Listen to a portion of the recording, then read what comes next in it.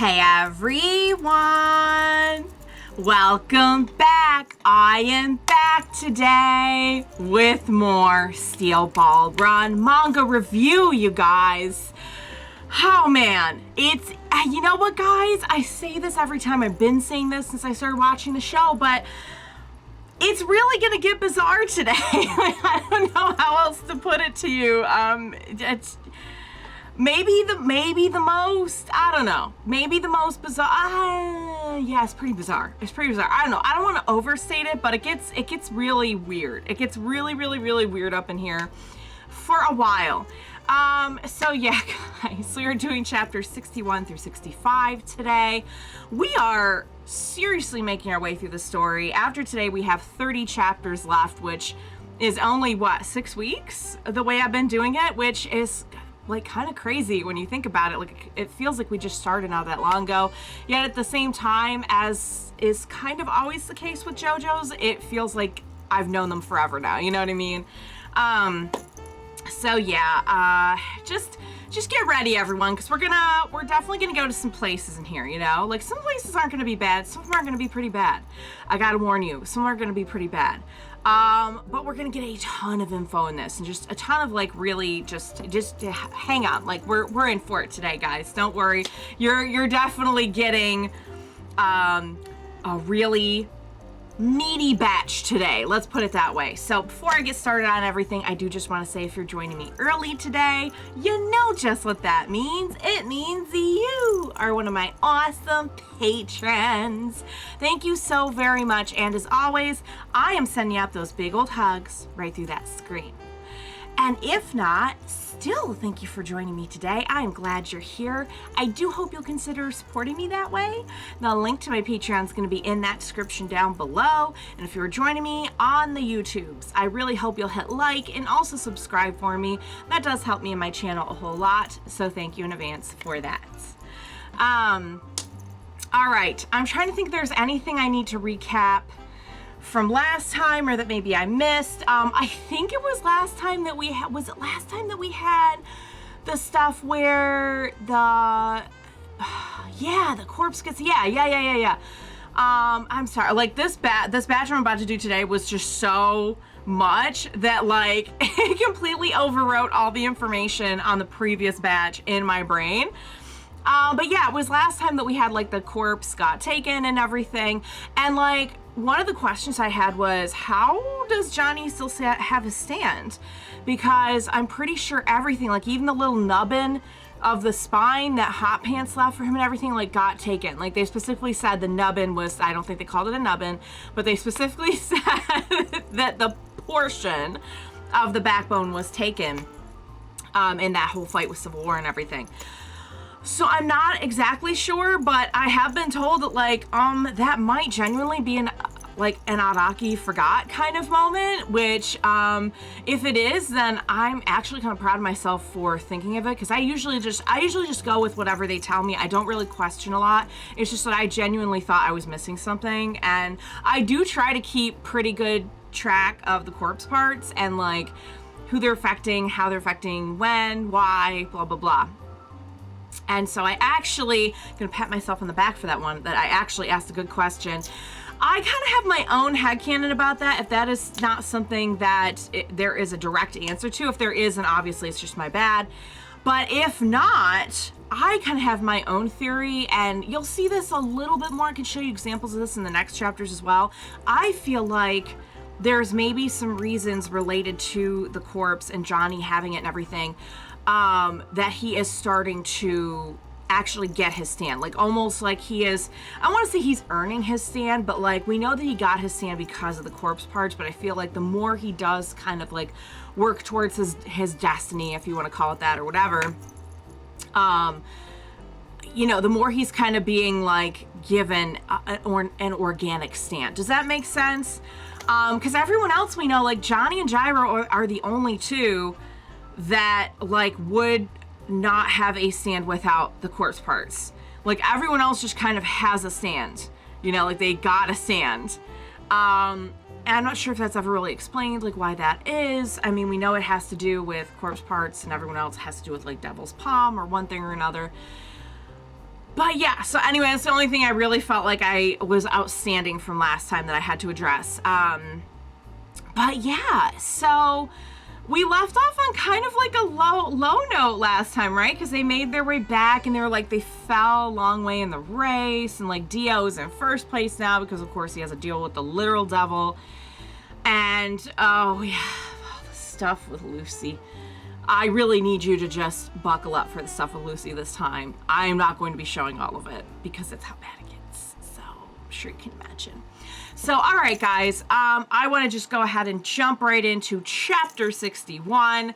We kick off with none other than Lucy's backstory. And I'm like, oh my God, I love that literally everyone gets a backstory this time. Like, there's so few side characters or side villains or whatever that are like not getting backstories right now. And I love it. I'm all about it. I think it is one of the huge advantages of Araki switching to seinen from shonen. He can really focus a lot more on the characters and kind of what makes them tick and their backstories or motivations and everything, and not quite as much on the action, although we do have great, like we have it all, like we really seriously have it all. I can see why people have been telling me for ages that part 7 is peak, because we really do truly have it all right now. Like, we have the art, we have the story, we have action, character, like the stands are all, like, I would say probably more clever than they have ever been, which is really saying something, because it's not like there were, like, the stands were boring before, you know what I mean? He had some really intricate stands. Some of them were so intricate that they were a little hard to grasp, you know? But anyway, okay, are you sitting for this? Because I wasn't ready for this, and it just, like, first chapter of the batch, first, like, line of the batch, practically, and it hit me like a gosh darn freight train. They tell us that Lucy's maiden name is Pendleton, as in Erina Pendleton. And when I tell you, I gasped audibly, laying in bed reading this, entire house woken up. And the first thing I thought was, oh my God, her and Johnny, they would, because if she's basically, like, the more I thought about it, the more I'm like, oh my God, I can totally see how she's kind of Erina. Because Erina, too, was a young blonde girl who was put in kind of a terrible position that she had to be brave and find her way out of and work through and be strong. And, like, you know, Erina being left without her husband and being pretty young, not as young as Lucy, but pretty young, and having to figure out, I'm gonna say Lucy definitely has it worse. I don't want to compare traumas here, but like, just wait, Lucy has it worse. Lucy definitely has it worse. But I mean, there's a lot of similarities, is what I'm trying to say. I'm not trying to say one has it better than the other. I'm just saying that they are similar, and they're both Pendleton. So like, what you're telling me is she's Erina. You're basically I mean, she's not, because like Gyro's not exactly Caesar or Will, he's Gyro. Like, we're not doing Mirror Universe, we're doing Other Universe.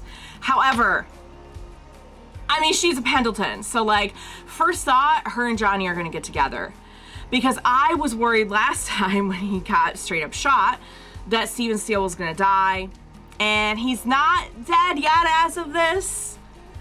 But when I was thinking about it, I'm like, oh, if he dies. And really, when you think about it, Johnny and Lucy, I think they have about 5 years between them, which right now, I mean, I say like right now, it's a big deal. It's a problem. Like, she isn't married to a 55-year-old man. There is more coming on that. Put a pin in that. But, you know, obviously, like, when they're 20 and 25, you know, it's going to matter a lot less. So yeah, that was my first thought. I was like, oh my God. Like, we're doing it. Like, this is how I felt when they introduced Susie too in part 2. I was like, here we go. Like, this, okay, here's how we get the next one. And I was right. Because at first I was like, in part 2, I was like, maybe they're trying to, like, I never saw it with him and Lisa, even though he kind of and now I'm so glad that was how it made an impression on me, because, yeah. It's too bad Joseph himself did not pick up on that as much. Anywho, back to Lucy. So she's a Pendleton. So, however, I am told, don't get too excited because you never know how things are going to turn out in this year. We're not going for an exact carbon copy of the other universe. However, it just makes me really sad to think that, like, if there's an Erina out there, that this universe's Jonathan would not end up. Like, I like to think, I love them so much as a couple. I'd like to think that they find each other in every universe, you know, like, and Johnny was super sweet to Lucy. Remember how he was so nice to her? Gyro was like, stop being nice to her. Gyro's the worst sometimes. He's the best sometimes too, though. He could be both. All right, so back to her freaking backstory. Now I spent like 10 minutes on that. So her mother died and her father had like a failing farm. He was like grieving and also like there was weather stuff going on. So he got wrapped up with the mafia and of course, you know, that didn't go very well.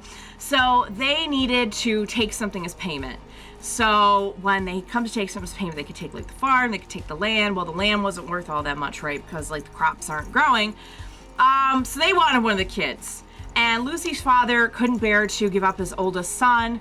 So he sent his oldest daughter, Lucy, because she was the only other one of working age and everything. And I'm just like, oh my God, horrible decision to have to make. You know, I mean, no parent would want to be in that. How do you choose between your children? But like, how would you not know what they are going to do? You know what I mean? Like, and this, you know, it's, okay. Like, even I looking at that, I'm like, oh my God, like we definitely all know what they're going to do with her.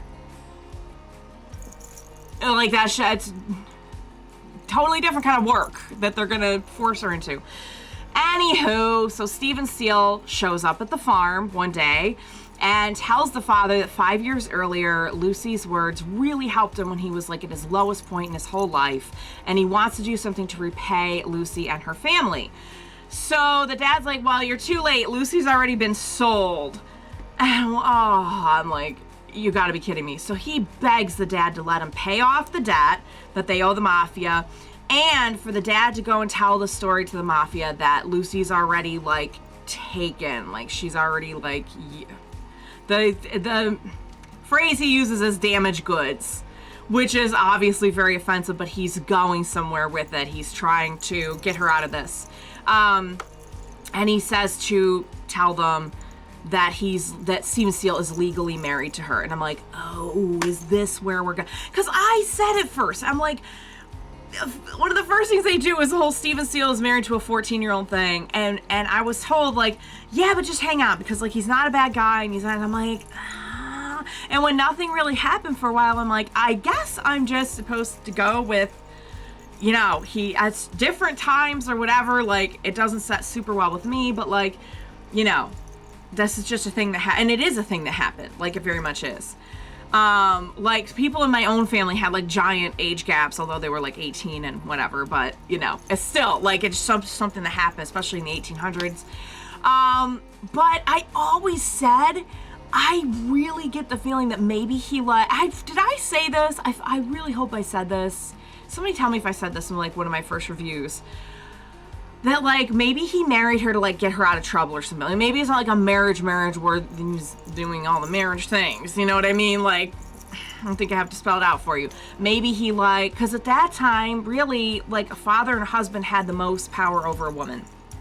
That's just how it was. Like, I don't like it any more than you do, but that's how it was, you know? Like, so one way for him to come in and help would be, and especially in this case, because what he's trying to explain to the dad right here, and the reason he uses the term damaged goods is because he's trying to explain that, like, they're definitely going to sell her for, like, prostitution purposes and everything.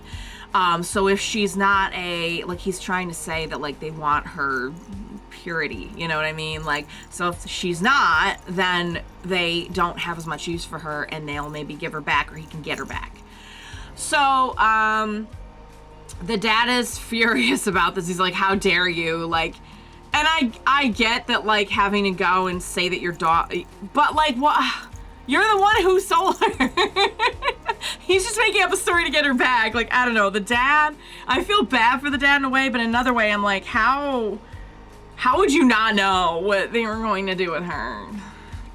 Anywho, where am I? Yeah, and so Stephen Steele's like, look, if they do that with her, if that's the life she gets sold into, she won't even live to 25. Like, she'll have a short and horrible life.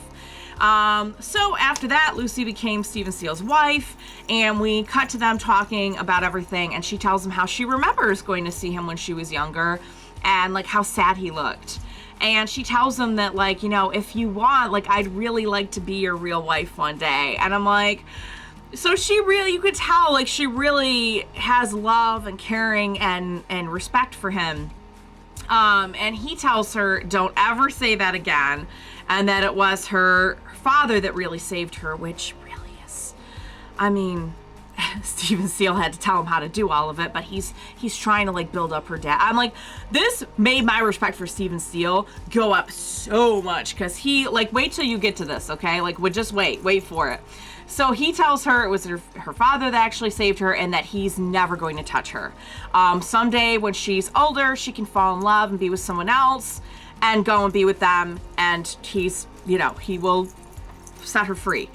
And he said, just as long as it's not anyone in the mob, okay? And I'm like, oh, Lucy, no gang stars for you, baby girl. But I mean, like, okay, now I can be like, yeah, this is a solid dude right here, because he married her, but he's not treating her like a wife. Let's put it that way. You know what I mean? I think you all know what I mean. Like, he's not touching her. But he literally did it just to save her, because he's like a really, like, he went above and beyond to save her. Like, he is a solid dude. He is a solid dude. Now I feel even worse that he got shot, because, like, she clearly really cares for him and, like, wants to be married to him one day. I'm just so thrilled that, like, it doesn't go both ways. Like, it's one thing if she wants that, you know what I mean? But, like, yeah, I'm good with this. I think this is very nice and very sweet. And so after that, they weren't really husband and wife or parent and child in their dynamic, but they cared for each other a lot, and she worried about him, and, like, there's love there. Like, they're family, you know what I mean?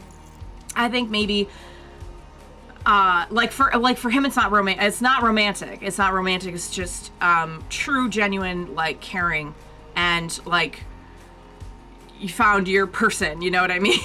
So, all right. So they even show a flashback of her telling Johnny and Gyro that, like, he's never done anything to her. And Gyro is, like, calling BS on this and saying, like, nah, that guy's totally a pervert. Which, honestly, like, I may have said the same thing a little while ago before I knew the circumstance. But now that I know that he just married her to save her and he's not doing anything to her, I'm like, oh my, like, what a seriously solid dude. Seriously solid dude. All right, so we cut back to present.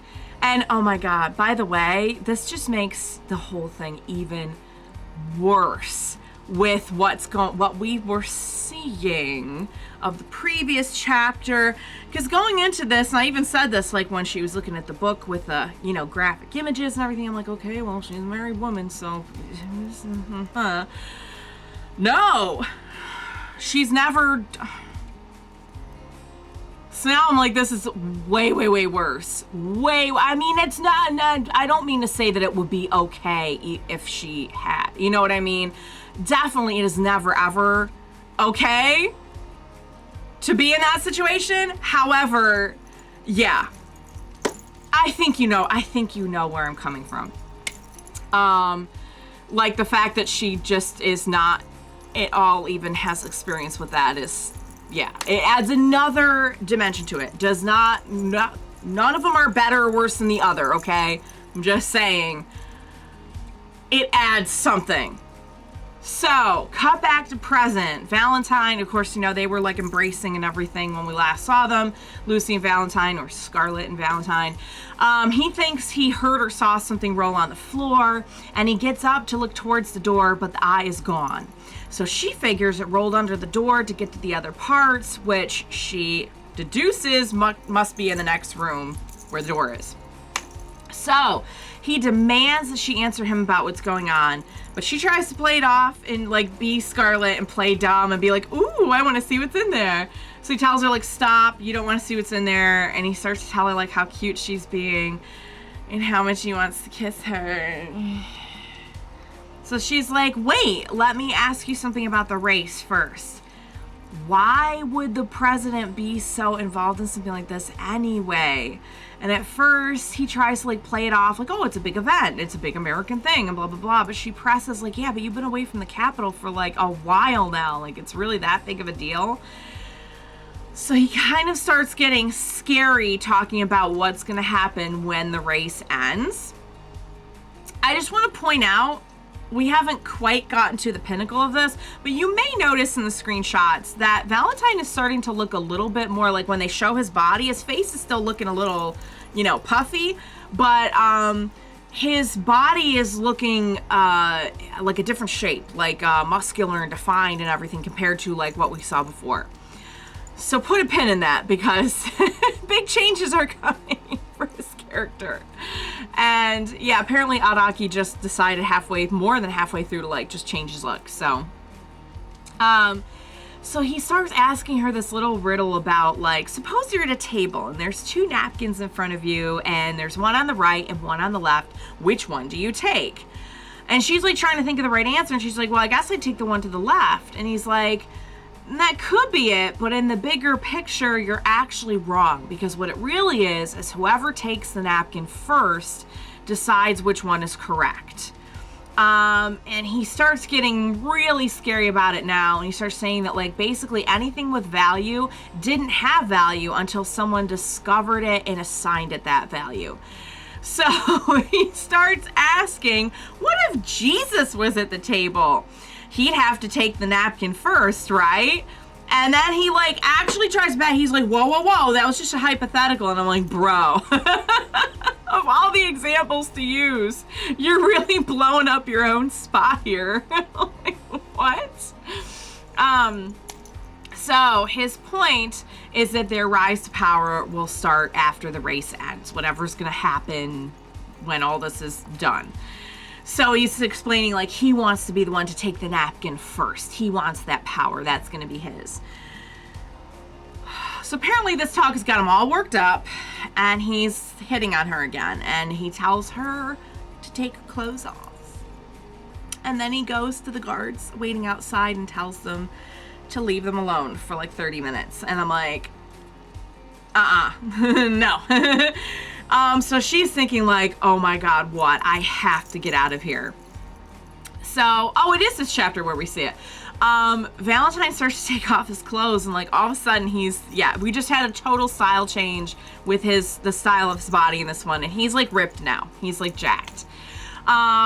So he has all these scars, and like the first thing I thought was like they kind of look like stars and stripes on his back. So he tells her that the scars are from his time as a soldier. It's kind of interesting because they do look like the stars and stripes of the American flag. There's also like I don't know if they did this on purpose. I think it's more just to mimic the American flag, but like, there's, kind of like a, I think it's a scripture that says like, by his stripes we are healed. Don't ask me where it's from. I'm so sorry. I should have looked it up beforehand. But like the stripes on Jesus' back from when he was like whipped before he was crucified and everything, like he had like stripes on his back too. So I don't, do with that what you will. I'm not saying Valentine's like Jesus by any means, but because you're gonna see he definitely is not. But I just, I know Araki loves to like get symbolism in there and imagery and everything. So, and he is after the corpse of Jesus. Valentine, not Araki.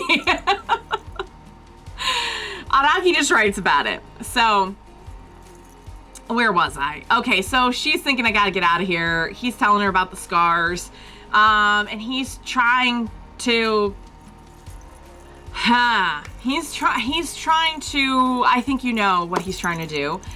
I'm not going to include a lot of screenshots of this because there is a lot of like at least partial nudity. And it's very horrifying. It's very horrifying. It's really, really bad, you guys. And she's thinking, like, I can't do this. This can't be happening. I can't do this. I just want to tell you, I understand why Araki included the level of graphic imagery that he did, because I really think he was trying to express just how horrifying this was, and he wasn't trying to sugarcoat it or anything. So I understand why he did it. It's just, it's very, very disturbing. I actually probably should have put a trigger warning on this. I'm sorry. I forgot to do that.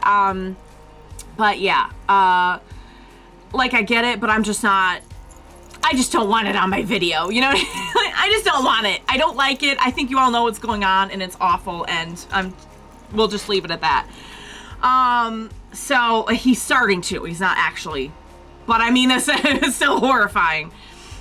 So she is freaking out and grabs a knife and stabs him, and I'm like, yes, girl, get it, skewer his. And he's like, I knew it. And if it turns out he had suspected her, he knew she looked like Scarlet, but something was off. She wasn't really Scarlet to him. And he's like, you know what, whatever. I've taken a liking to you, and Scarlet and I could never have kids, so I'm just gonna make you my replacement wife, and you can go ahead and bear my child. And I'm like, okay. I know Scarlet was kind of running around on him too, but like, dang. Doesn't even ask where she is or anything. And he actually mentions it again, that like he doesn't even really care. It's in another chapter. He doesn't even really care. Like, who cares where she went, you know? So like, I wouldn't exactly call it a happy marriage between them. But he's like, so he straight up tells her, whatever, you're my wife now, and I'm gonna make you bear my child. And I'm like, dear God, stop, time out, not doing this, can't do this. So she even really does try to bite off her own tongue while this is happening so she could kill herself, and he stops her. And she's just screaming, and she's like, no, it's awful, guys. It's really awful. Like, just take my word for it, because I'm not going to put a bunch of screenshots up. So that's when we see Hot Pants flash foam. She's not there, but like the flash foam that she gave to Lucy jumps off of Lucy, and it kind of looks like it goes on him and like attacks him. I'm not exactly sure what's going on, but it looks that way. So he sees who she really is now that the foam is off, and he recognizes her as Steven Steele's wife.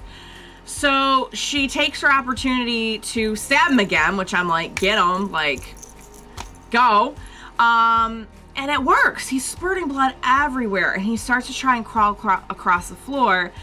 And he gets to a chair and is sort of like leaned up against the chair. Like, he's not, the chair's on the floor, and he's on the floor, and he's like kind of up against it. And then he disappears. And I'm like, huh? So she's freaking out. She gets the knife again, ready for like when he reappears. So then he reappears, and he's like under the chair.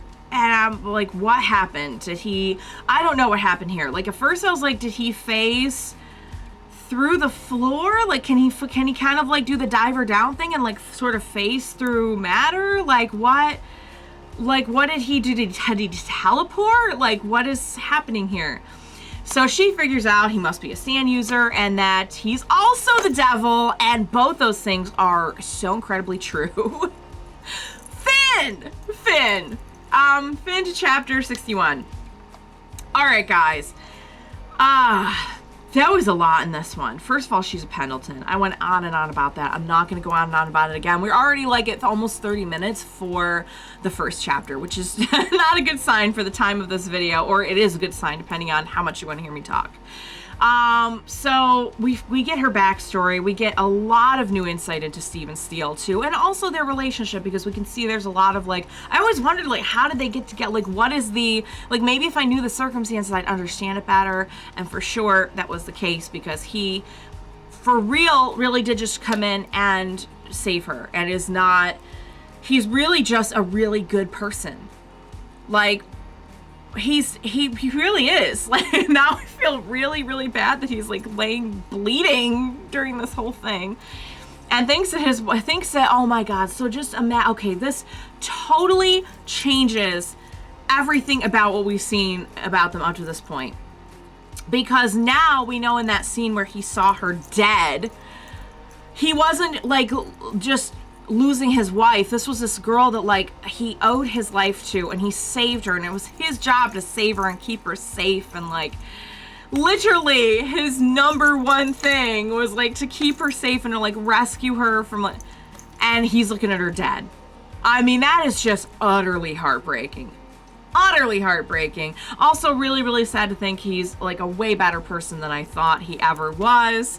And now he's, you know, like, he was okay, I think, at the end of the last one, but he's not, I wouldn't say he's okay. He's alive, but who knows? Who knows what's gonna, I don't even know if we deal with it a lot in this one. We deal with something in this batch, but I don't know if they really, like, give us a lot of definitives. So yeah. But her backstory is great. Definitely, I mean, I always loved her, but I definitely love him a lot more now. Now I'm like rooting for the two of them a whole lot more, and now I feel guilty for for being like, oh, if he dies, she can get with Johnny. Because now I don't want him to die. Like, I didn't want him to die before, but like, now I actually care, you know what I mean? I'm like, no, he's a good person. But yeah. I still don't know. I still don't know if maybe her, and because he did specifically say, like, I really want you to just go and fall in love someday, and as long as it's like a good person, and you know, then that's what I want you to do. Like, I really don't want you to. And she's like, no, I want to be your wife. I think she is the one who really, really wants to be with him. And honestly, I think there is a companionship between the two of them. I don't think he just doesn't care to have her around. Like, clearly she means a lot to him. Like, in my mind, they are family. They are bonded in a way. It's just not exactly parent-child, and it's not romantic. At least not from him to her. I think she really does love him and could fall in love with him one day, and that's what she's planning. But like, there is love there, you know what I mean? Like, it's their family. Yeah. So now I really, really want him to live, and I want her to live and be okay, and for heaven's sake not to. Oh, it's gonna get real weird, you guys. Just wait. Valentine is terrible. I officially hate him because up until this point, we knew he was bad. We knew he wasn't a good person, but we hadn't like really seen him directly do a lot of bad things to people. You know what I mean? Like, he had his henchmen, and he was sending the henchmen after Johnny and Gyro, and that's not good.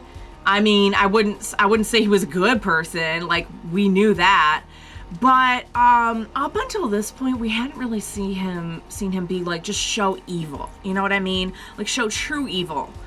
I'm trying to think back. Like, he definitely. Well, he was saying like they were gonna get rid of Dio and everything when they're done with them. I mean, he's definitely done and said bad stuff. But this was on a whole other level. Like, I think you know what I'm getting at here. Like, totally different. Like, seeing him just actually be an awful person.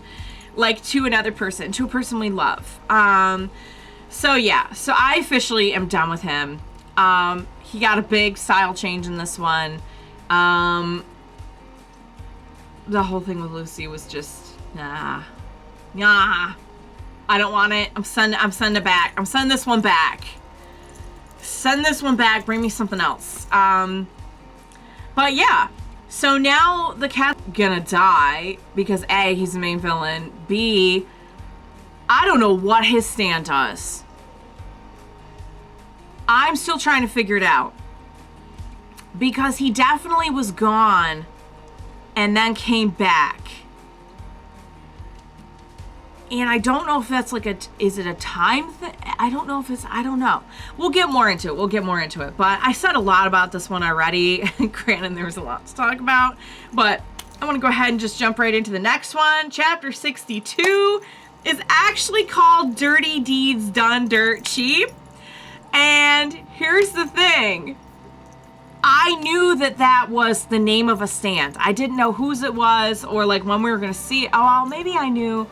I don't know. If I knew it was part 7, I forgot. Because someone in the comments when I was still watching the anime was joking about like the localization of the names. And had told me that there was a localization in one of the games, I think, that was like, unsavory tasks completed at a competitive rate or like something like that. It was like just It was, don't quote me on that, but it was something like that. And when I was thinking about it, I'm like, oh my God, that's gotta be Dirty Deeds Done Dirt Cheap, right? And they were like, yes. So I knew there was a stand coming with that name. But I'm guessing that's the name of his stand, because he's the only one, like, in that whole story that we, like, it's not her stand. She doesn't have a stand. So yeah, I'm sure we'll get confirmation of that at some point. Actually, no, I think that I already know now that it's definitely his. So anyway, chapter 62, Lucy's trying to figure out what the heck is going on. He disappeared and reappeared, and his wounds were healed when he reappeared. So that's a big thing for me, because I'm like, maybe he just, like, phased through matter, but, like, his wounds were totally like, not treated, they were gone. Because you could say, like, did he, like, phase through to another room or something and get,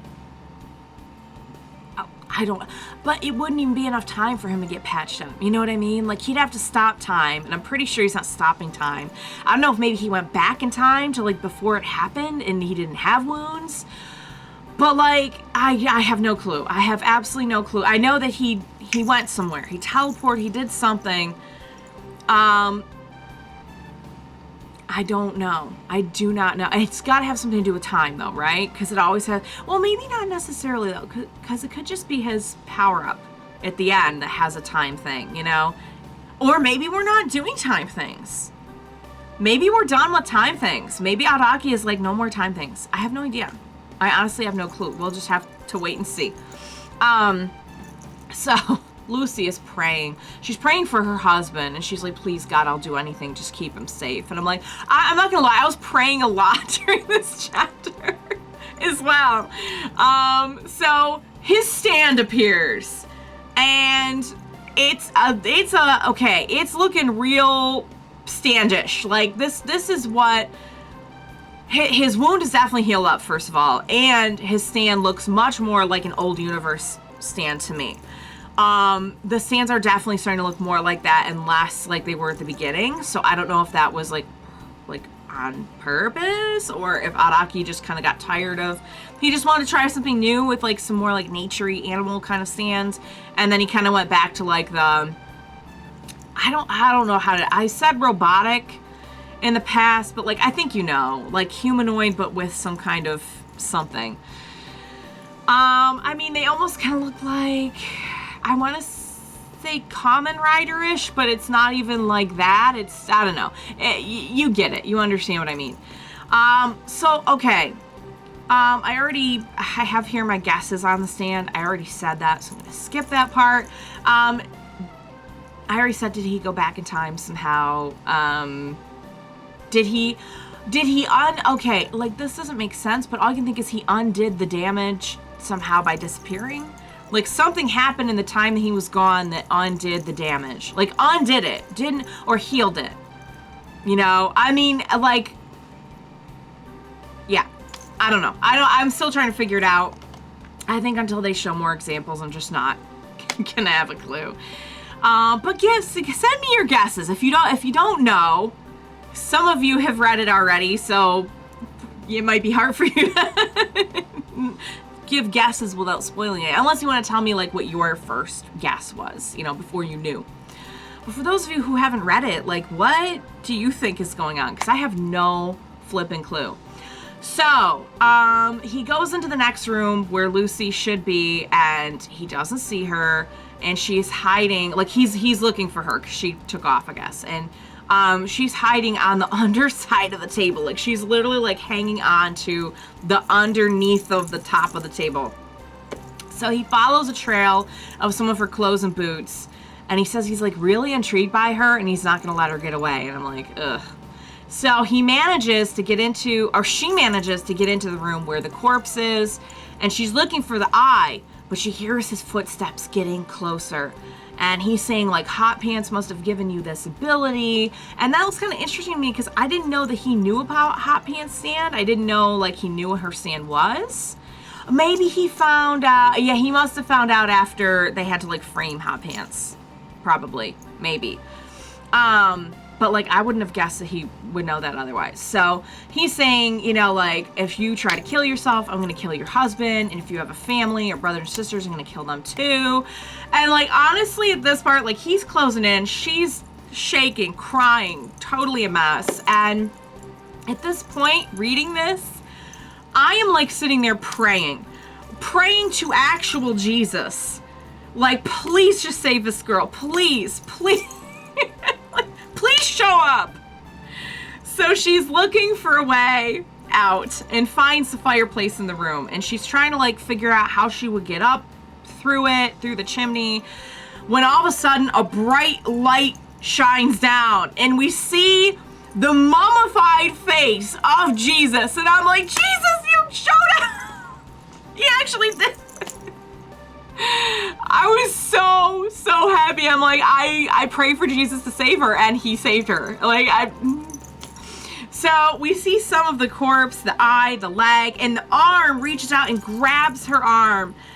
And there's angel wings too. So I'm like, is it Jesus or is it an angel? Maybe it's like an angel, like sent by, I don't know. And she's just wrapped in this bright light. So finally Valentine breaks in, and I thought she was gonna be gone. I thought Jesus just straight up like took her right up on out of there.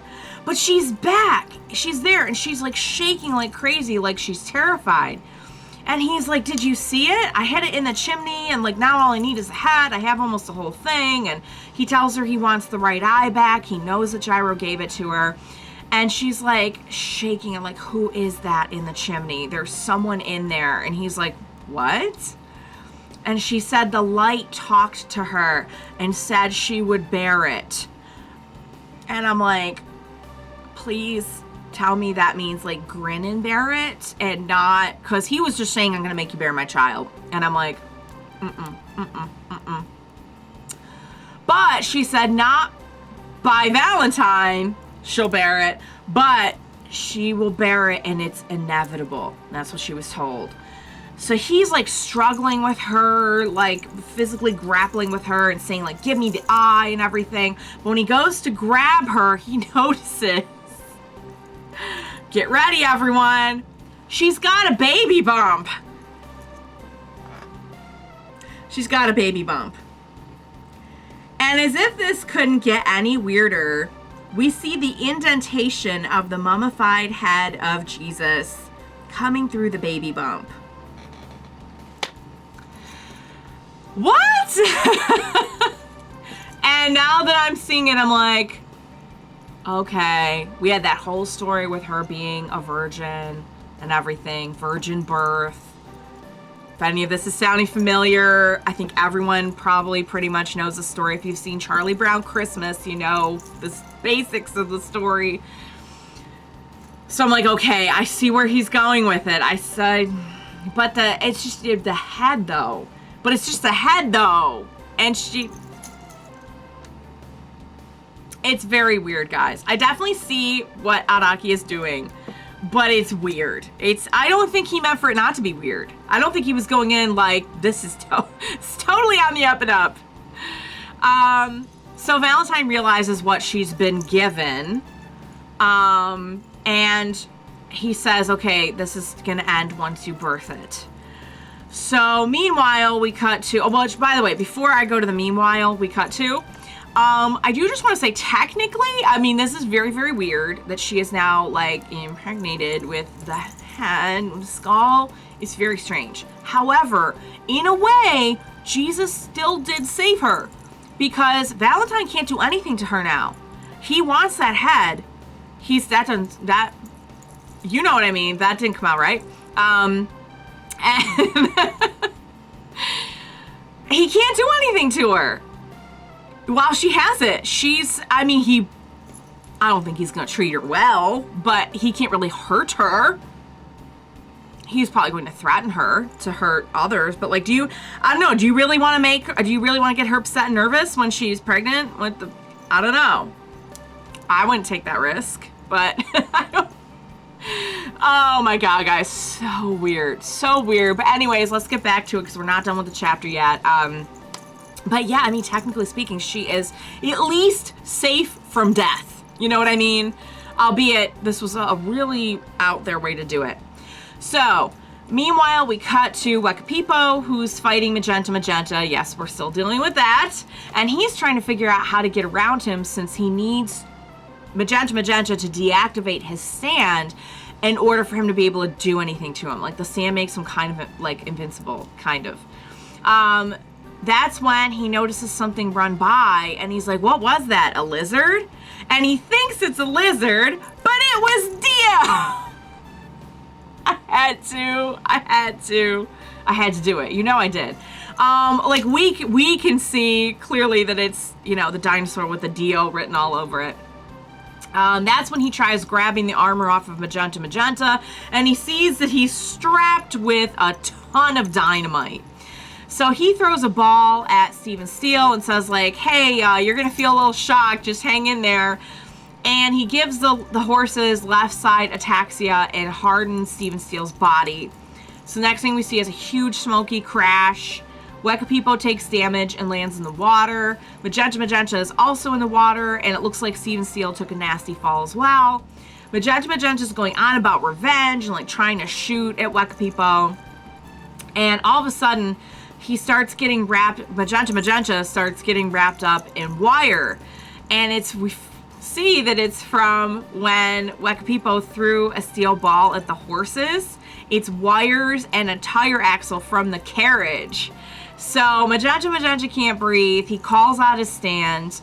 And Wekapipo's like, you know what? You really had me there. But remember how I always used to tell you to deal the finishing blow quickly. And he says it's a shame that even underwater where you can't breathe or do anything, there's still really no one who could defeat you when you've got that armor on. So Wekapipo's like, wait a minute, that wasn't a lizard, it was Dio.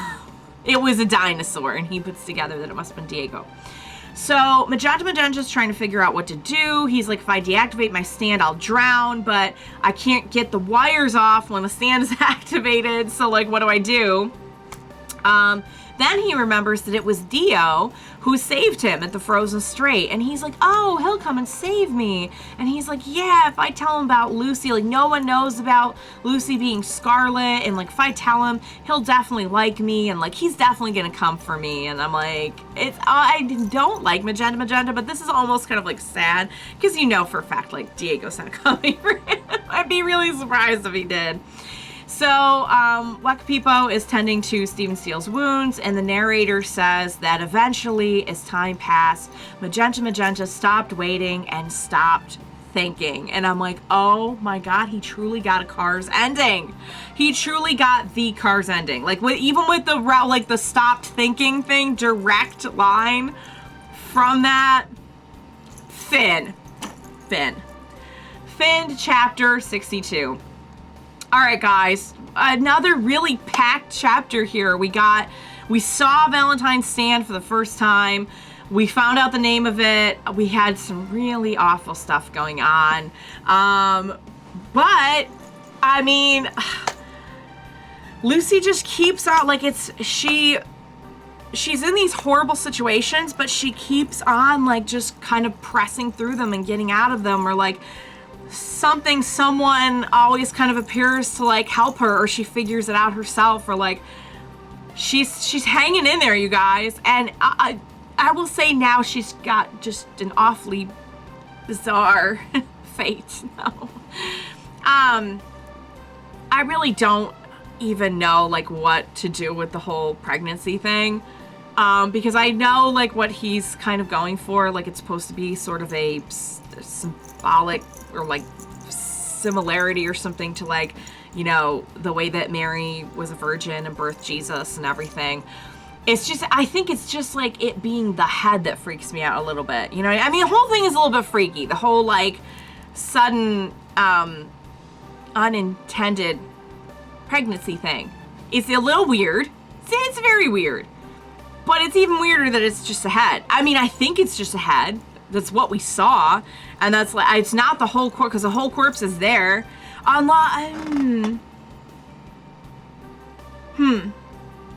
Actually, now that I'm thinking about it, because he didn't. Now that I'm thinking about it, maybe they didn't really say if the whole, I'm trying to think in the later chapters, did they say that the whole corpse is there or not? Because maybe it is like the actual like baby Jesus. Just like it, maybe? I mean, it was definitely just the head sticking out though. You know what I mean? Like that's definitely what they were implying, was that it was the head. And that's what I thought too. I mean, I think that is what it is. But I'm just thinking, like, because we saw the bright light and because we saw, like, she was in there with the rest of the corpse, and, like, maybe the whole thing just came together and is now, like, it's off limits until she births it all again. I'm actually not sure about that, though. It's possible that stuff coming is gonna totally wreck that theory, but at the very least, she's pregnant with the head. So, very strange, very metaphorical and symbolic of us. I smell what he's cooking. It's just, yeah. I mean, technically, though, like I said, that does keep her safe. No one can do anything to her while she is pregnant with that head. Because they need the head. That's the only part left. Right? And then Dio has, like, as far as Valentine's concerned, Dio is his. Like, he's just going to kill Dio and take the eye. So, basically, the head was the only thing left that he needed. So, I don't know, like, I know in the Bible, like, an angel comes and says that, like, you know, you're gonna have this baby and everything. So now I'm wondering, like, was that what the angel was doing there? Or was it actually Jesus? Because when I saw the angel wings, it threw me off. Because, like, I've seen Jesus depicted a lot, but I don't think I've ever seen him with angel wings. Like, that tells me, like, angel. But maybe he's, you know what? Maybe Araki is just, this whole thing is a really very different interpretation of, like, everything in the Bible. So, or not everything, but a lot of things, at least, like, New Testament stuff. So perhaps, maybe his Jesus does have wings. I don't know. Maybe he just decided to do another Cars thing and give him wings. I have no clue. Maybe it will be revealed later. Maybe I'm just not supposed to worry about it. In any event, I was cheering pretty hard during that scene before I found out about the whole pregnancy thing. Because I was like, oh my god, he actually did show up to save her. And technically that is kind of true. But like, Lucy's just been through so much. Please, I'm begging for Lucy to just have the best life ever from like this point forward. Like as soon as all this is over, and I'm guessing, like I would hope this ends with Valentine getting wrecked. You know, this part ends with him getting wrecked and everyone riding off into the sunset. Can she just have the best life ever, please? Because she has officially been through like 3 lifetimes worth of horribleness.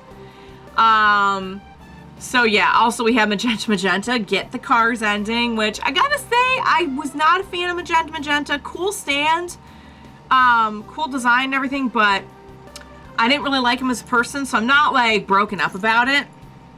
And I wonder if like, I mean, I'm guessing it's just the last we'll see of him. He's just out there like Cars is out there, you know, like, he's just floating. He's just gonna be like at the bottom of the sea, I guess. Which is harsh, but you know what? That one's for the wolf. So, yeah.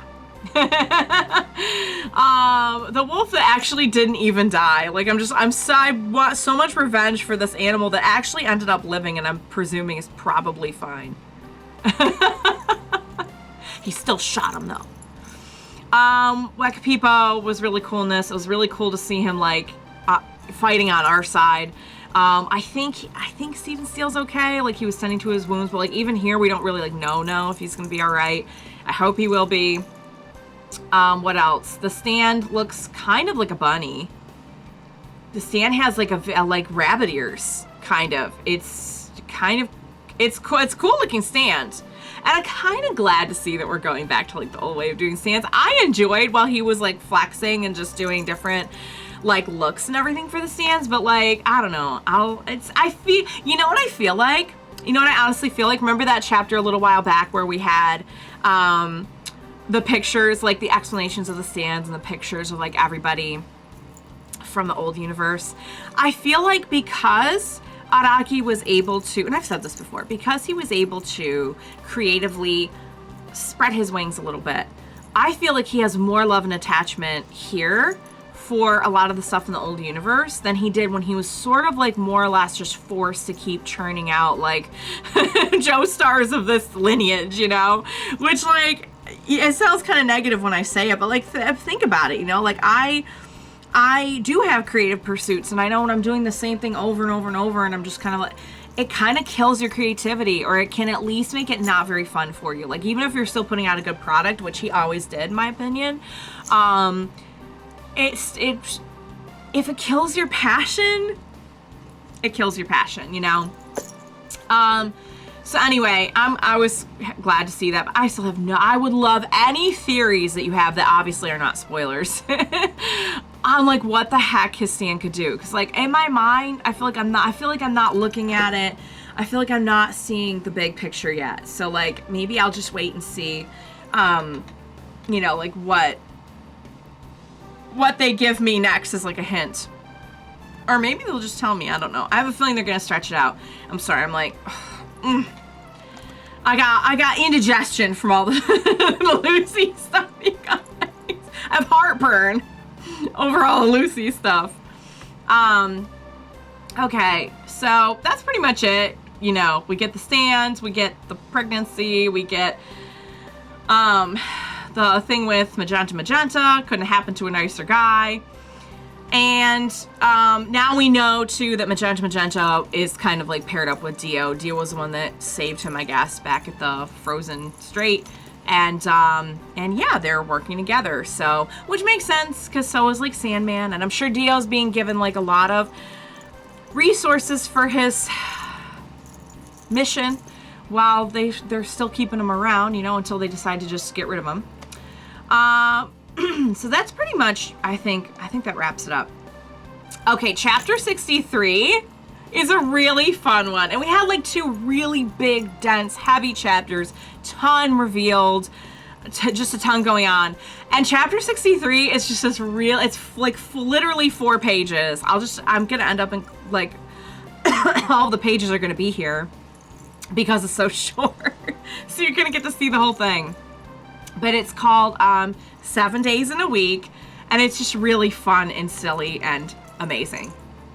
So Gyro and Johnny are doing their thing, riding along, and Gyro's like, hey, I came up with a gag. And Johnny just like pauses.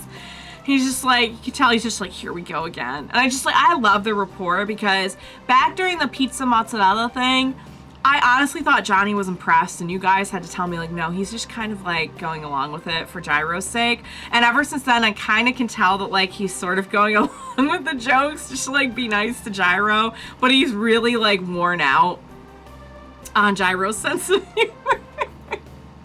Or, like, any of Gyro's, like, stunts, you know?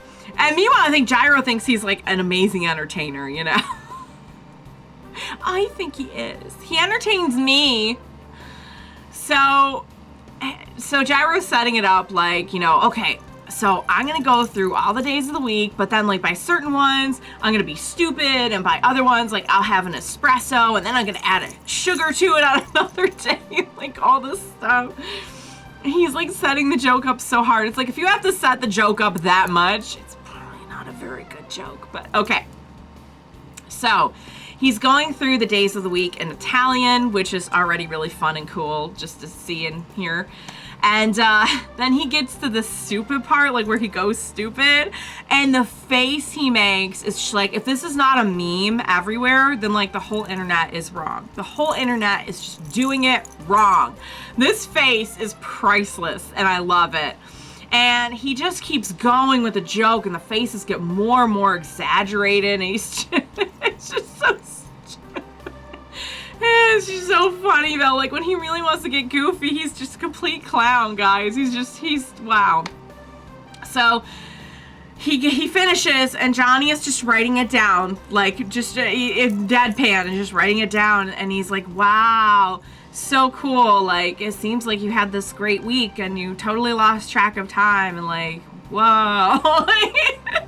Like not really trying that hard to sell how impressed he is, but like, I guess trying to at least show some appreciation for Gyro's sake. And Gyro's like, oh my God, right? Like he just came up with the best thing ever. And he's like, finish it down, finish writing it down and we'll go, you know? Like, you need to get this down. This is good stuff. Like, this is good material. Oh my God. I would love it if, like, when this part ends, like, Gyro just, I don't know if he would go back to doing what he was doing. Maybe he would, or maybe he would just set off and decide to be like a traveling like comedian, like him and his horse. Or maybe he'll go back to like being a doctor or something, but he'll like do that in his spare time, just like be a comedian. He'll be like Fozzie Bear from the Finn, by the way, Finn. So chapter 63 was just fun. It was just silly, fun, and wonderful. And then we get into chapter 64.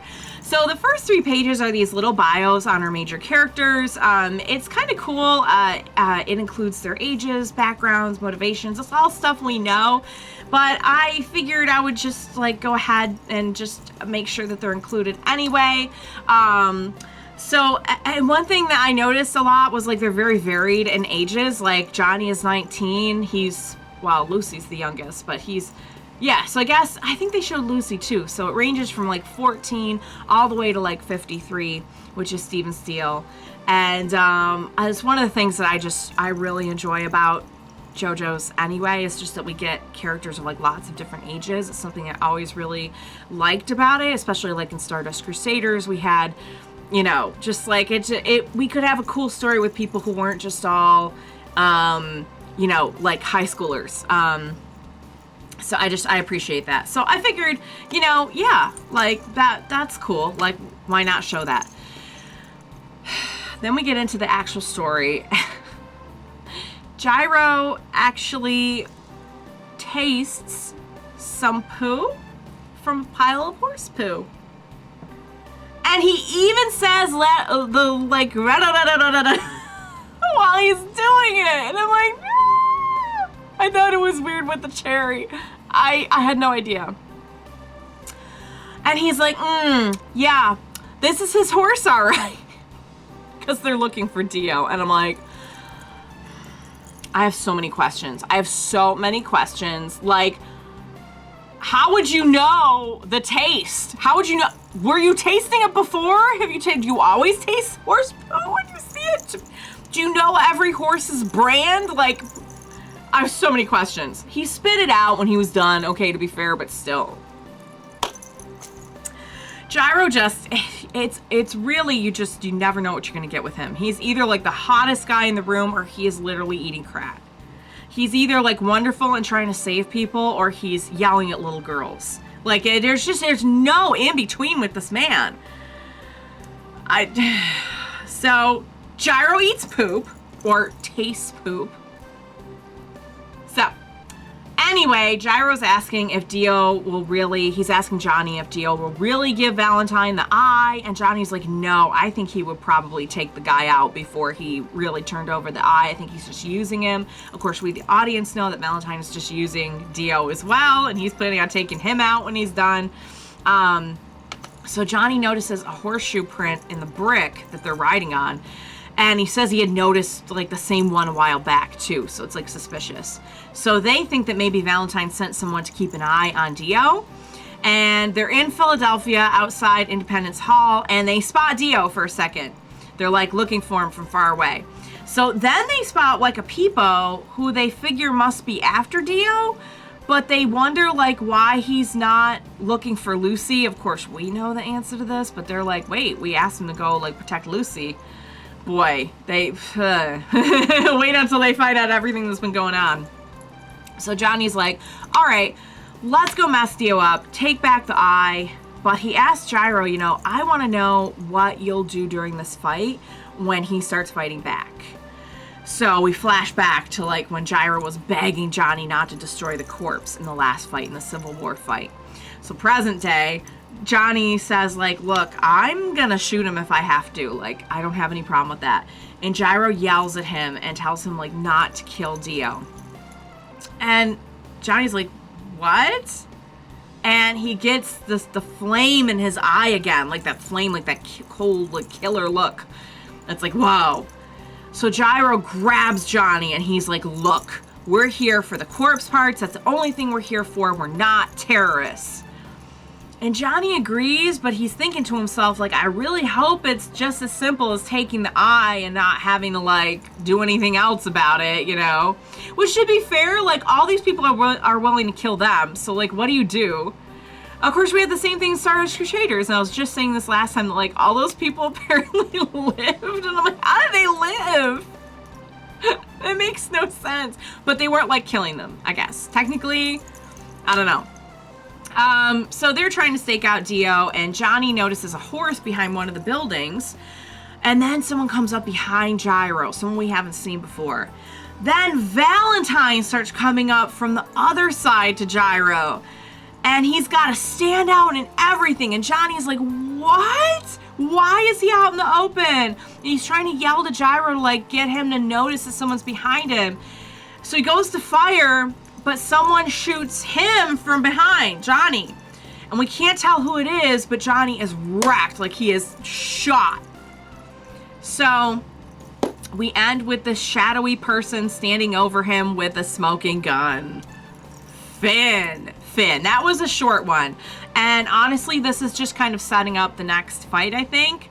And the way that the badge worked out, sometimes the badges work out where, like, we're only doing, like, one fight per badge. This one, kind of, we were a little bit all over the place because we had, like, we were dealing with the thing with Lucy, and then we had the little, like, short, like, funny chapter, and now we're kind of, like, getting into the next stand or stands, but we kind of leave off in the middle of it. This isn't, I'm gonna do chapter 65 too, but, like, it's just a little bit, it's one of those ones that didn't quite work out that way, so we're kind of gonna leave in the middle of, like, the fight, basically. But this one sets it up, you know. I mean, we, of course, had the little bios, which was cool. We had Gyro tasting the poo, which I'm not thinking about it, guys. That one's going in the vault. I don't want to think about how or why he would know the taste of each horse's poo. Because that's the implication is that he knows the taste of the poo of the horse. Which means this is not a first time thing. Like, this is a familiarity. So I'm just not going to go there. I'm not going to think about it. But yeah, so, you know, we also deal with in this one on a more serious note. We deal with, you know, the whole thing that happened back in the last fight where, like, you know, Johnny was just, he was willing to, was he or was he bluffing? I don't know. I tend to think he was really, like, he had the fire in his eyes. He was going to do it. He was like, if I can't have it, nobody can. And you know what? To a degree, he might be right that, like, whatever is going to happen, the way that Valentine's talking about, like, the end of the race and everything, whatever's going to happen when the corpse is fully assembled, might be so dangerous that they might, I don't know, like, maybe no one in, you know, maybe no one like Valentine should get their hands on that. Like, would it be better off not existing anymore if that was the case? I don't know. I honestly don't know. Like, nobody should have that power. So yeah, so we start setting up. I don't even know what's going on because it's very weird. Like, Valentine's just out in the open now. And maybe he just kind of feels like technically he has the head. Like, if he's keeping Lucy prisoner, like, technically he already has the head, so he's done, so he could just go out and... But then, like, why go out at all with your stand, like, fully out? Like, just rocking with your stand out. And, like, why do that? And there's a shadowy person, and there's a new person, and I'm like... The first thing I kind of thought was, like, none of these people are actually there. Like, it's maybe just, like, the one guy, but I don't think... Because then he got shot, so, like, it's not like a shadow clone thing, I don't think. But yeah, so big stuff, you know. We had poo eating, we had getting shot, we had kind of like revisiting this, like, sort of really cold killer aspect that Johnny has, which I'm glad we revisited that, because, you know, I said this last time, I do feel like that's something that kind of, I don't want to say, like, I mean, Jojo could definitely mess a person up, like, to say that he did, or Giorno, like, Giorno, like, did not give a hoot. Like, if somebody needed to be put down, he would put him down. Like, in part 5,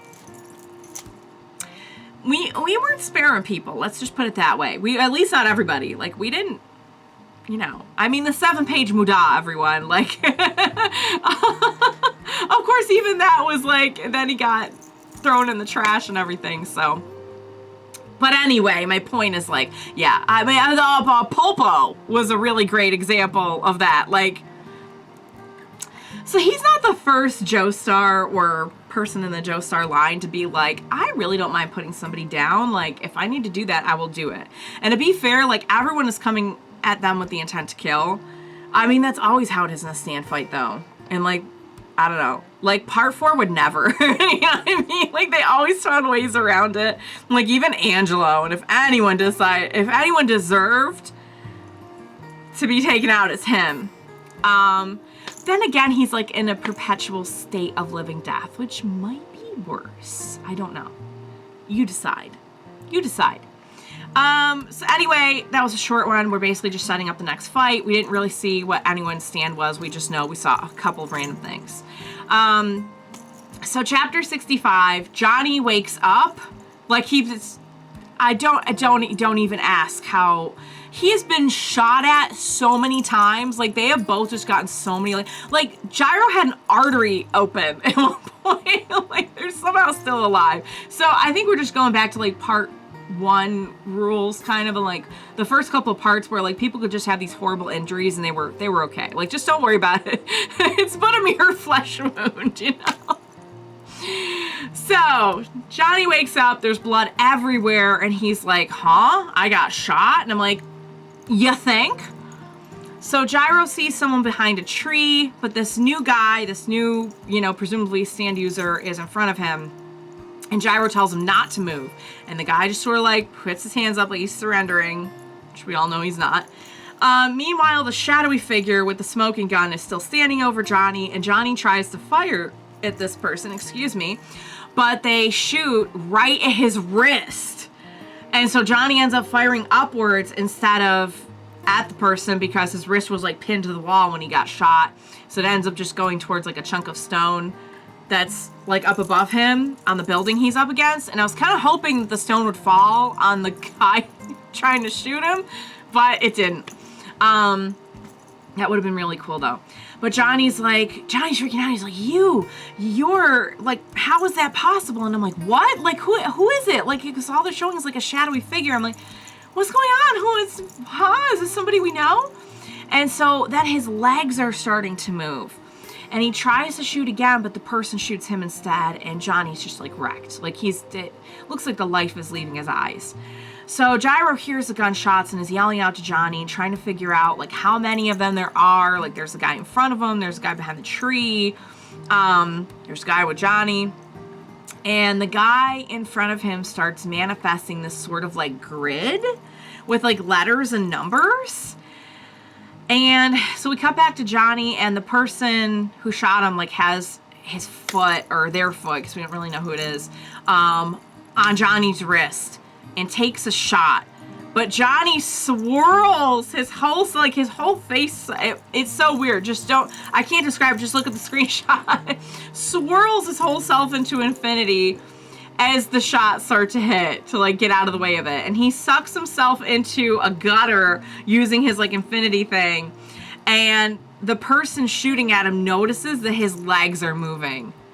So I'm like, at this point, this is what I was talking about earlier, that like, are we to assume that like the more power he unlocks, like the more his stand evolves, he's healing? Or maybe like having the corpse parts inside him for so long and having different ones like start, like he did have the legs too at one point. Like, did that start to heal his legs or something? Like, because they've shown us a few times now, like his legs are moving. They really shouldn't be doing that. Like, maybe using this power, like this whole thing he set out to do was to like use the steel balls to heal his legs, right? Maybe like unlocking this infinity thing, like unlocking all these like powers of like the golden rotation and everything. Like, maybe this really is starting to heal his legs, or maybe Jesus is starting to heal his legs, like this continued exposure to like the corpse part. I don't know. I really don't know. But they've mentioned it like a bunch of times, and I'm like, okay, they're definitely building something here. Anyways, the shooter's like, that's okay. His wounds are fatal anyway. And it's like, I don't think you've met these two. Because, like, like, they've been shot up so much. Like, God, like, Mista's, like, it's nothing compared to... Well, it's not nothing. He got shot a lot. He got shot right.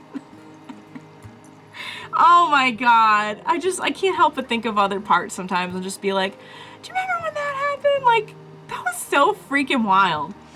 So, all right. So, Gyro's trying to get to Johnny, but the guy in front of him starts using these little, like, letters and numbers on his arm. And Gyro notices and throws one of his steel balls at him. But then Gyro thinks he sees Weka People again. But the new guy presses, like, a little button on the arm. And the ball goes back at Gyro and wrecks him. So Gyro's like, what happened? Like, my ball? And the guy pulls out a bunch of these long nails and presses a button, and they hit Gyro right in the leg. So now Gyro is in the middle of this, like, he goes flying, and he's in the middle of, like, this grid thing that the person was setting up earlier. And Gyro's thinking to himself, like, these little boxes are definitely the enemy's stand, trying to make a move on me. Plus, like, what was Weka People doing there? And, like, the president must have the head by now if all these people are, like, starting to converge in this one place. And then Johnny was attacked, and, like, what's going on?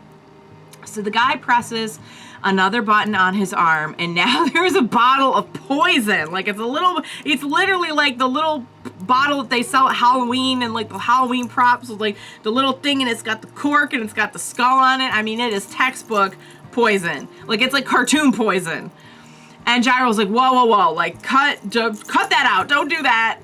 And the poison's, like, smoking on the ground next to him menacingly. It's like the last thing we see. I did also want to mention they gave us a little stand thing at the end. And since, like, I wasn't exactly sure how this worked, I figured, you know, I would mention this to get all on the same page. Disco is the new person's name, and the stand is called Chocolate Disco, which, by the way, Chocolate Disco... That's got to be a pop culture reference, right? Can somebody let me know what that is? Because that is the best idea for a band name I have ever heard. That's the best idea for a band name since The Devil's Rainbows. Like, Chocolate Disco? Are you kidding me? If I ever start a band, well, no, I can't because it's probably already the name of a band, which is probably why it's in here. So, this is the way the stand works, okay? No matter the timing, aiming, or direction, if an attack is geared towards Disco, he has the ability to drop the same energy and or object back to the corresponding XY coordinates. So I'm guessing that's why everything is, like, set up like a grid. He can, like, he presses this and it affects the thing on the big grid, is what I'm guessing. Also was a thing made of chocolate, now that we know his name is Chocolate Disco. Because I was kind of wondering, I'm like, it sort of looks like candy a little bit, but also I'm just like, you know, always kind of hungry, so there's a lot of cases where things look like food to me that aren't actually food. So Finn, I should say, before I get into anything, this chapter, again, we're kind of leaving in the middle of the fight, which, you know, sometimes it works out that way with the batches. What are you gonna do? But it does leave us on quite the, like, what the heck, because we have, so I don't know what's going on with everything now, because now we're thinking we see Weka People, and I'm like, is that Weka People? Because the last thing we saw, I mean, it's just weird that, like, we all of a sudden see Weka People, and we're seeing Valentine, and we're seeing, like, are they really all converging, or is there something about one of the person's stands that's making us see things? I don't know. Like, I'm guessing they're all really there, because I feel like if they weren't, the way they would be addressing it is like, they couldn't possibly be here, and not like, oh, all these people are converging in one place, this must mean something. You know, like, that kind of tells me that, like, okay, they really are there, and there's a reason they're all there. And maybe Valentine, maybe there is a reason why he's out. Maybe he does need to find something. I don't know. Maybe I have no idea. Maybe he's out getting something that will make Lucy give birth faster. I have no idea. I mean, I don't know why he'd be approaching Gyro for that. Although Gyro was a doctor, so I don't think that's what it is. I'm pretty sure we're getting ready to attack. But yeah, so like it's very, very weird the way it's all shaping up, and like it wouldn't surprise me if there was some kind of hallucination, something going on, but like I don't know if that's where they're going with it. So Chocolate Disco is pretty interesting. Basically, it kind of it sort of, you can like redirect an attack on this grid. And it has chocolate in the name, so it how can you beat that? So yes, we have Johnny like getting shot full of holes, and I love what he did with the whole like infinity swirl thing, because he can do so much with that now. He basically has a like get out of anywhere free card.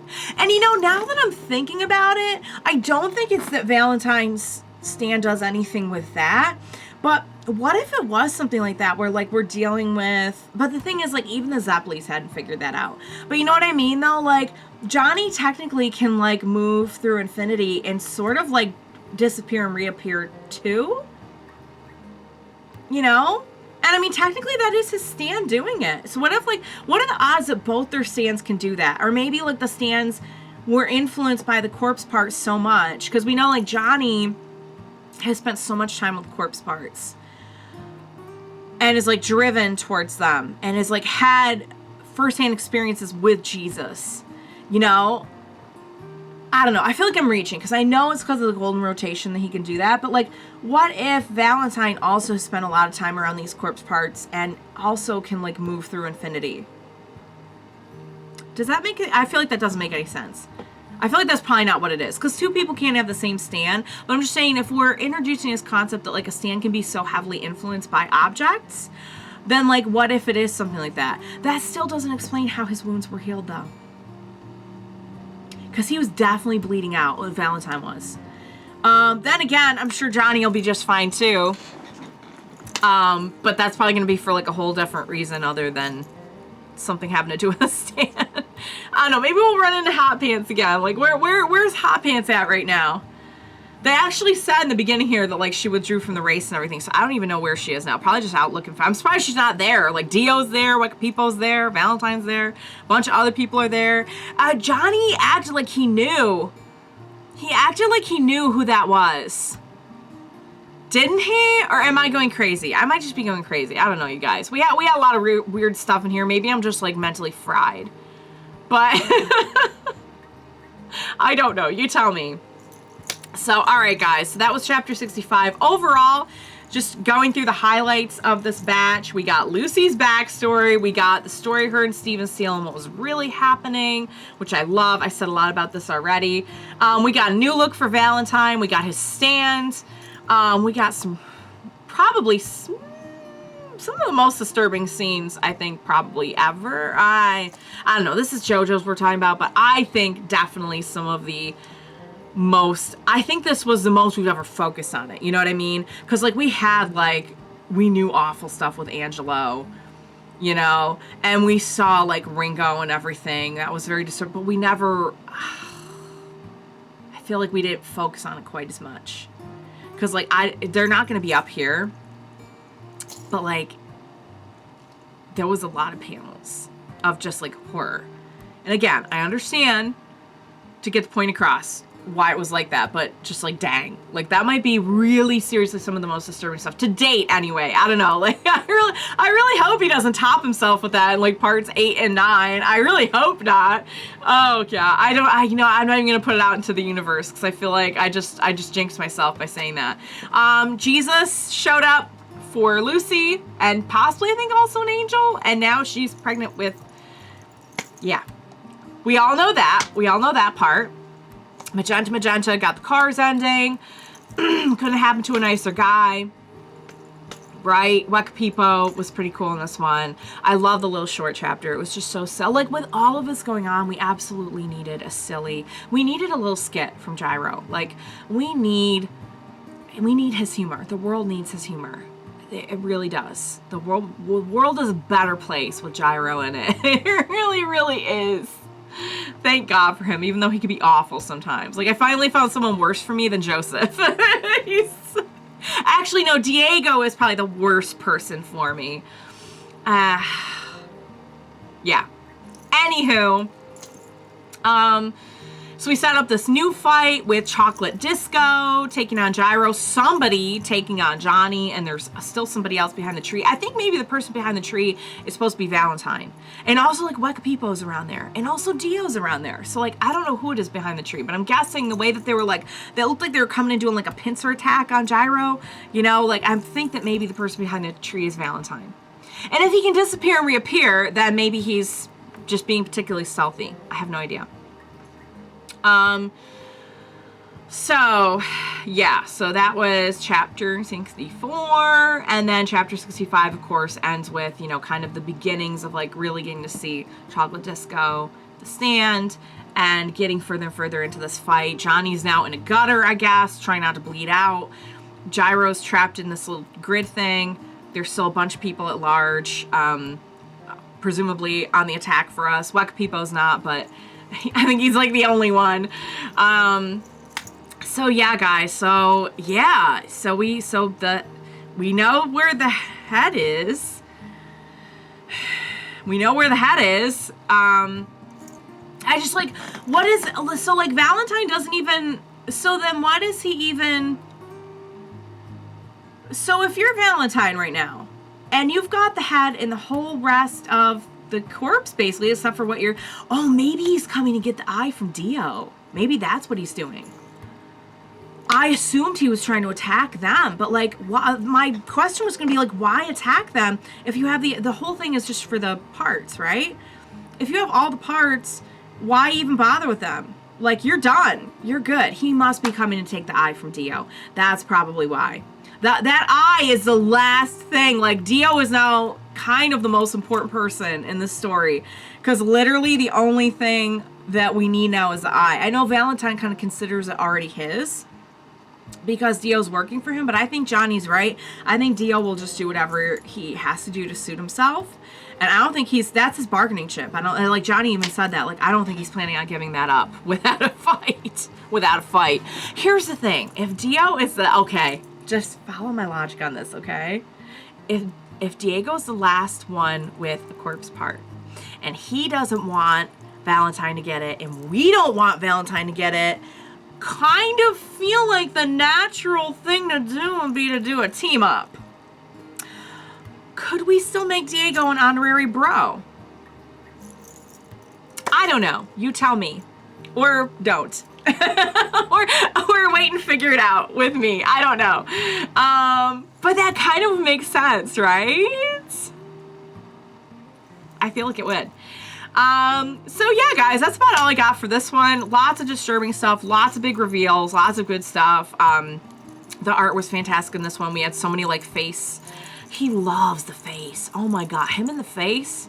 Like a new Jojo ship, Araki and faces. Cause like he is so into the faces this time. I said this a while back, and ever since then, like he hasn't stopped with just like the beautiful clothes. Like he's just, you know what? Like he knows, Araki knows what he's got, and he's shown it off. You know, like he knows his talent, and he's like, look at this beautiful face in your face. You know, so yeah, everything's just firing on all cylinders. And of course, we're leaving in the middle of a giant cliffhanger where everyone is literally just up in the air for whatever is gonna happen next. Great batch. I really enjoyed it. I can't wait to see what's gonna happen next. Like I said, we got 30 chapters left. I will start reading the next 5 now for my next review. And yeah, guys, I think the natural progression of this is gonna be that like everyone's gonna be after Dio. But then even now, like people are after Johnny and Gyro. So like, why? Are they just trying to keep him busy? Maybe. While Valentine goes and takes the eye, maybe that's what it is. Maybe Wekapipo will get in the way. Oh, I don't want Wekapipo to die. I hope he's all right. I'm really starting to like him. I don't want Steven Steele to die either. No one should die except maybe Valentine. I think I'd be okay with him. I'd be okay with Johnny just going full like blooded killer on him. I'm good with that. Who else is with me? I'm good with it. I'm sure that's how it'll end too. Like it always ends with like the main Jojo taking out the main villain somehow. I hope Johnny survives though, because you know what I got thinking about it. And again, we're not doing Phantom Blood over again. I think that's obvious. But we all kind of know Jonathan didn't make it out of that one. And honestly, after all he's been through and discovering himself and like discovering like his higher purpose and everything, I couldn't not see them being like, okay, he found himself but he had to sacrifice himself to like get, you know what I mean? I don't know. Like, what would happen if he took all the corpse parts in himself? Well, if he takes all the corpse parts in himself, he'll probably, something will probably happen to him. Like, once you get them all together. You know what I mean? But, like, what if something, you know what I mean? Like, what if he had to, we already have seen that he's willing to break these parts if he has to. What if, I mean, that's a pretty awful thought, right? That he would, like, have to take the body into himself and then, like, go and sacrifice himself. But that would do it. That would make sure that we got the parts and did something bad with them. I don't know. Like, there is no real logic here of, like, how the parts work exactly. I mean, there is some logic, but, like, we really don't know. We don't even know what's going to happen when they're all put together. So, like, I don't know. Maybe will Johnny just, like, go to heaven? Because it's, like, I don't know, you guys. I'm not even going to try to speculate. But, like, now we can kind of try this because we're not near the finish line. It's kind of punny since it's a race. But we're close enough that I think we can start maybe seeing how things are going to take shape. Of course, you know, everything's going to go off the rails. Everything's going to go off the rails. Like, you know that, right? You know that everything's going to go off the rails? I'm just making sure. All right, guys, that's all I got. Great batch. I cannot wait for more. We're getting closer. I'm excited, but at the same time, like, I never want it to end. I want it to go on forever. So yeah, but then we'll have Part 8 to look forward to. So I hear really good things about Part 8. All right, you guys, thank you so much for joining me today. I hope you enjoyed watching, reading, listening along with me. Please, as we have God only knows what waiting for us on the next batch, it really literally could be anything. Sky's the limit when it comes to bizarre, disturbing, all the above. So please be sure to join me next time and we will watch, read, discuss it together. Bye for now, guys.